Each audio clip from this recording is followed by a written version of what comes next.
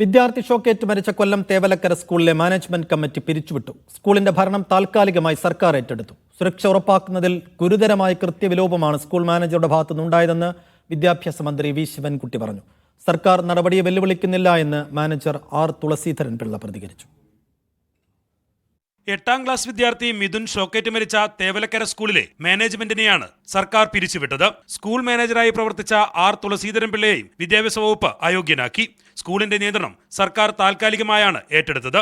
ഇനി മുതൽ കൊല്ലം ജില്ലാ വിദ്യാഭ്യാസ ഓഫീസർ സ്കൂൾ മാനേജറായി പ്രവർത്തിക്കും. സ്കൂളിന്റെ നടത്തിപ്പിനായി മാനേജ്മെന്റ് ഫണ്ട് DO ഇനി മുതൽ ഉപയോഗിക്കും. പൊതുവിദ്യാഭ്യാസ വകുപ്പ് തേവലക്കര ബോയ്സ് ഹൈസ്കൂളിലെ മാനേജ്മെന്റിനെ പിരിച്ചുവിട്ട് സ്കൂളിന്റെ ഭരണം കൊല്ലം വിദ്യാഭ്യാസ ജില്ലാ ഓഫീസർക്ക് കൈമാറിക്കൊണ്ട് പൊതുവിദ്യാഭ്യാസ ഡയറക്ടർ ഉത്തരവ് ഇറക്കും. ഗവൺമെന്റിന് താല്പര്യമുള്ള സ്കൂളെന്നോ അല്ലെങ്കിൽ LDFന് താല്പര്യമുള്ള സ്കൂളെന്നോ ഒന്നും ഒരു നിലപാടൊന്നും എടുക്കുന്നില്ല. സുരക്ഷ ഉൾപ്പെടെ സർക്കാർ പറയുന്ന നിർദ്ദേശങ്ങളെല്ലാം നടപ്പാക്കും വരെ ജില്ലാ വിദ്യാഭ്യാസ ഓഫീസറാണ് സ്കൂളിന്റെ ഭരണം നിർവഹിക്കുക.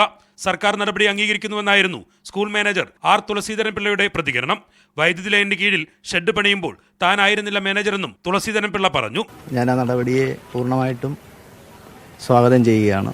ഞാനും മാനേജ്മെൻറ്റ് കമ്മിറ്റിയും ഒരു സർക്കാരിനെ സംബന്ധിച്ച് എടുക്കുന്ന തീരുമാനം ഉചിതമാണ് എന്ന നിലയ്ക്കാണ്. ഞാൻ സർക്കാരിനെ വെല്ലുവിളിക്കാനൊന്നും ഞങ്ങളാരും ഉദ്ദേശിക്കുന്നുമില്ല. ഷോക്കേറ്റ് മരിച്ച മിഥുന്റെ വീട് പുതുക്കിപ്പണിയാൻ 3 ലക്ഷം രൂപ വിദ്യാഭ്യാസ വകുപ്പ് അനുവദിച്ചു.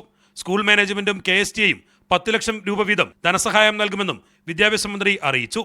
നേരത്തെ സ്കൂൾ പ്രധാനാധ്യാപികയെ വിദ്യാഭ്യാസ വകുപ്പ് നിർദ്ദേശപ്രകാരം മാനേജ്മെന്റ് സസ്പെൻഡ് ചെയ്തിരുന്നു.